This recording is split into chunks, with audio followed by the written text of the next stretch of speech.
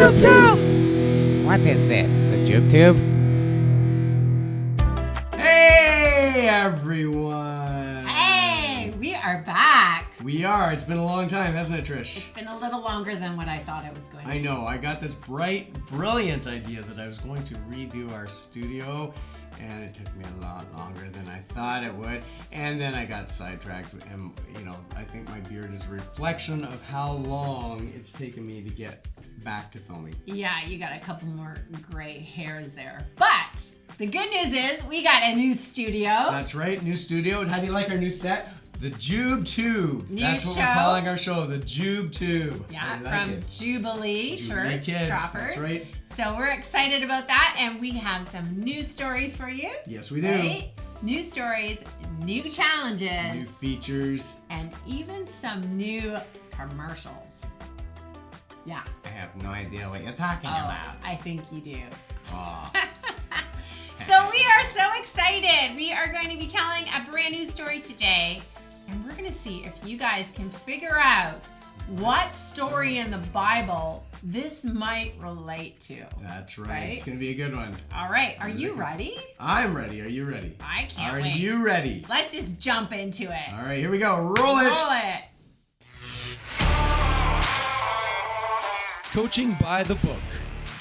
Brought to you by Overnight Mints. Keeping your breath fresh all night. Featuring your hosts, Ron Barry and John McShane. All right, Ron, we're back again. Quite the game tonight we have going on. Yeah, I know. It's a great game, John McShane. Yeah, a lot of energy in the building here. That's right. But we have a big story here coming out. So Well, the story right now is my tie. I got a new one today at the thrift store. Yeah, I can tell. Yeah, it's a great one. Well, why don't we jump right in here, because we don't have much time. All right. I'm sure that you've heard about the Jubilee Bombers. Okay. Now hold on for a second. Let me set the scene for you folks at home. All right. The Jubilee Bombers, they've been winning year after year. In fact, they've won the championship for I don't know how many years in a row. Yeah, that's right. They have. They've been doing amazing. They don't have a coach. They've got the GM, the general manager, and the owner. And the owner tells them how to play the game. And they've had great success with it. But I'm sure you've seen the players at camp. A lot of them don't look very happy. The rumor is that they're looking for a coach. Well, I don't get it. The players, I don't know. They see these other teams that have coaches and they think, hey, why don't we got a coach? I think we'd be better with a coach. Even despite the fact they're winning all the time. I don't know what in the world they're thinking. Well, now they've gone straight to the GM, the players have, about this. Yeah, I know. So they went to the GM. They said, we want a coach.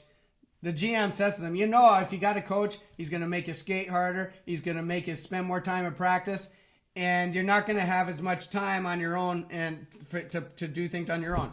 You're going to work harder, and you're probably going to have worse results. Yeah, and I'm sure we've seen how a coach played out. The last coach here we saw, he started out pretty good, but okay, so this coach, the owner and him just never seemed to get along. They thought this coach was going to be great. He was a big, tall guy, Yeah. taller than anybody I ever seen. Very reputable. Oh, I know, exactly.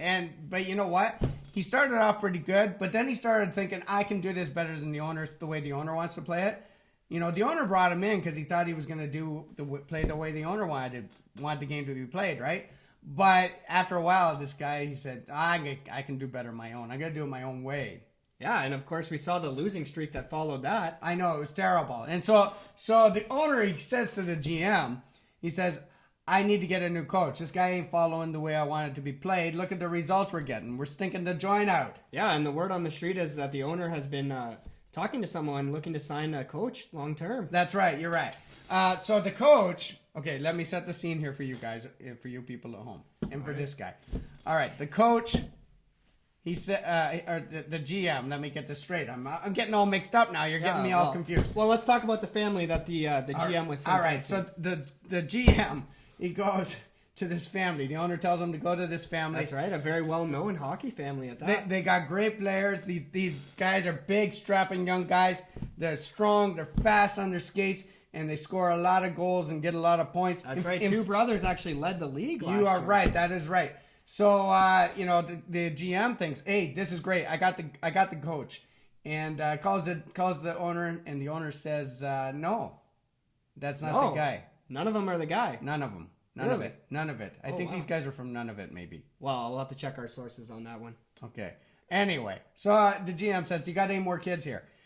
And turns out there's another guy. He's the youngest brother in the family. Yeah, and why don't you tell us about him? A lot of speculation surrounding this guy. Word is he's never even seen a professional hockey rink. Well, okay, so this young guy, he doesn't have a lot of hockey time yet. He's like his brothers. His brothers are older. They've been playing for a long time. But this guy, he's a good guy. I like this guy.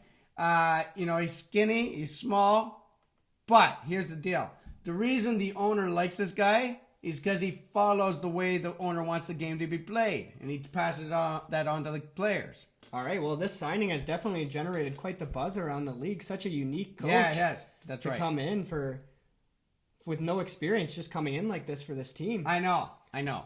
We'll see if the drama will be able to play out. Oh, it will. I'm telling you, this guy's gonna do it. Yeah? Here's the deal, folks. If you follow the way the owner wants the game to be played, you're gonna win. That's the way it works. And these other people who come in and think they can play better than the way the owner wants it to be played, they don't know anything. And look at the results of that. They ended up losing because they weren't playing the way the owner wanted them to play. All right, well, we're running out of time here, Ron, but why don't we just wrap up? We'll see if this coach can continue his success here, this unique coach. And I guess it's true when they say you can never judge a coach by his jacket. What?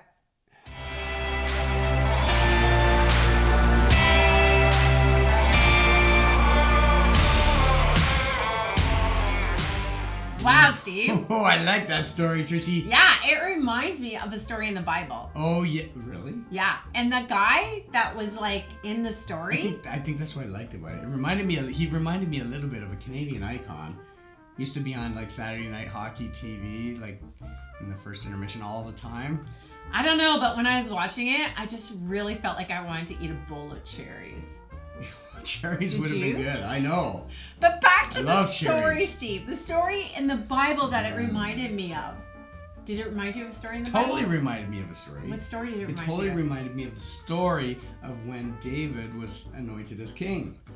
Right. So who was who, would you say? Well, I would say like the management in their story kind of represented God, right? Mm-hmm. And then the players, they kind of represented the Israelites. And the GM, the general manager, he kind of represented like Samuel. He's like the guy in charge of finding the king for the people. And then the coaches, they kind of represented the kings like Saul and David. Right. And you know what I really loved about that story? Other than that, it's like fantastic. Is that God picked David to be king.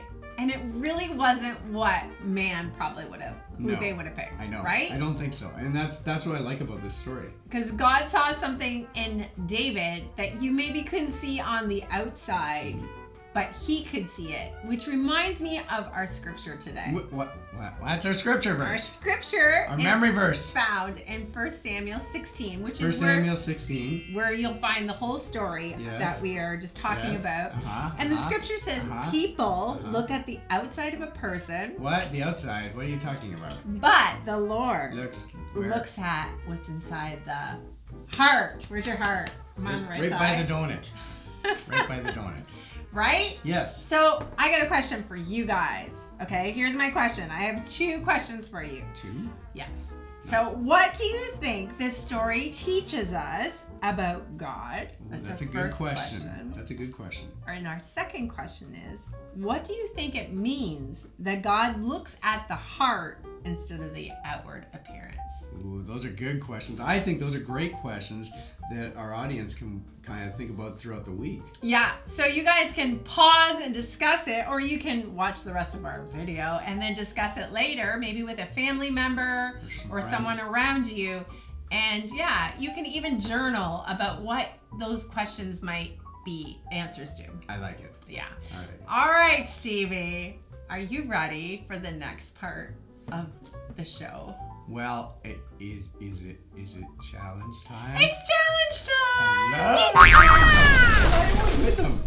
Yeah, I know it's been like a few months since we did one, but I'm always the winner.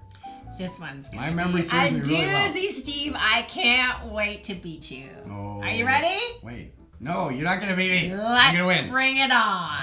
Bring on the challenge. Ooh, challenge All right, time. Steve, here it goes. All we right. have 2 sandwiches that look exactly the same on the outside, 2 pieces of bread. right? In fact, which one do you think looks better? Do you think one looks better than the other? I think I like that one. Okay, maybe that one looks better. I kind of think that one looks better. But anyways, Okay. the point is, you don't know what's inside of the sandwich. Kind of like, we didn't really know what's inside of David. Okay. But God did, right? God knows what's inside of these sandwiches. And in front of us are 2 sandwiches, okay? One is going to be really yummy, and the other one is not going to be something you're going to want to eat. I know which one I want, the yummy one. Me too, but we don't know what's what. Okay, So, I'm gonna use my sniffer, and I'm gonna decide which one I want to pick. no, you can't do that. Yeah. No, because what's already in front of you is yours. And What? our daughter, I don't even know what's in the bad sandwich. She put it together especially for one of us. Don't I get to pick it? No. Okay. So, on a count of 3, we are going to both take a big bite.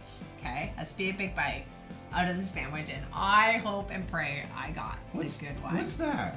Right there. Okay. Are you ready? What's that right there? No. Are you I ready? didn't get, she's picking my sandwich that I I didn't chose. pick it. It was I said I like that one. 1, 2, 3. Right. I'm scared. Are you scared?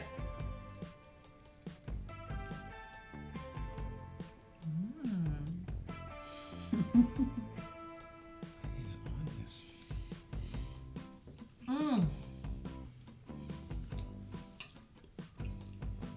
Mine is good.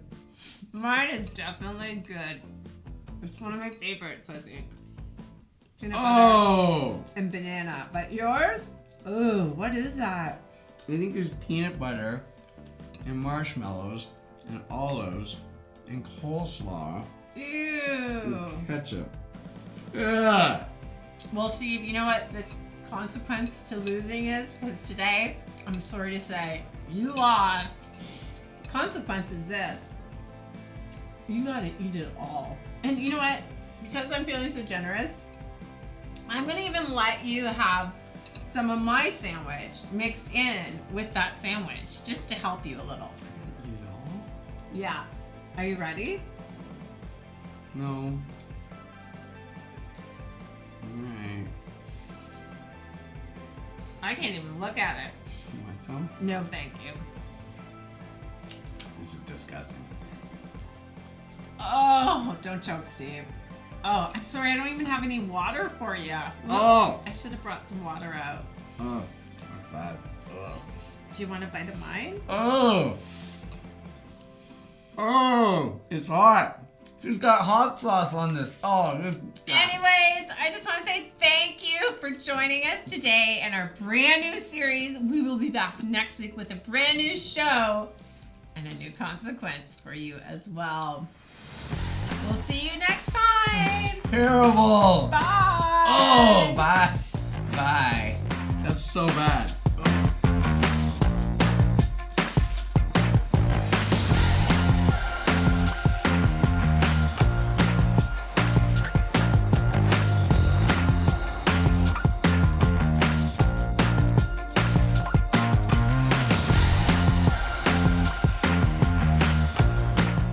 Why don't we just jump right in? I'm sure you've heard the news of the Jubilee Bombers. Yes, I have, John McSain.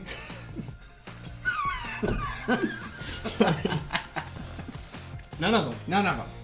Not none of them. No. None of them. Really? None of them. None of it. You said none of it. He's out there skating on the pond. He's got like broken down skates and a stick that's made. Never from even seen a professional rink before. No, he basically got the stick off of a tree. Yeah. Yeah, it had a little curve in it, and he took it out on the ice. That's what I heard. He was hitting the sheep around with With it. that. Yeah. Right? Yeah, exactly. But now the players, they've taken this. I don't even know if I got any more batteries. Yeah, Don McSwain.